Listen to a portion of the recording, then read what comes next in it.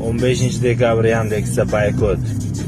Rossiyadagi bolalar, keyin O'zbekistondagi bolalar ko'pchilik Yandexda ishlayotganlar boykot e'lon qilishmoqchi. Shu qatorda biz ham boykot e'lon qilamiz. Nimaga? Tak, birinchidan narx-navo Yandexdagi narx-navo juda past. 4 yil, 5 yil oldingi bilan bir xil. Soatiga 50 mingdan o'sha payt ham to'g'ri kelardi. Itangchi hozir ham shunaqa. Lekin foizi, Yandex olgan foizi juda baland. Shuni hisobiga boykot e'lon qilmoqchimiz.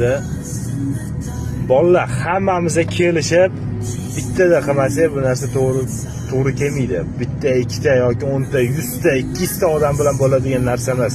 Biz O'zbekiston hozir xohlayapti shu narsani qilishni. Chunki hamma yaxshi daromad topish xohlaydi. O'shaning uchun davay bolalar hamma bittada podeshka qilib, hamma bir-birini o'zimizga kerakli narsa-da bu.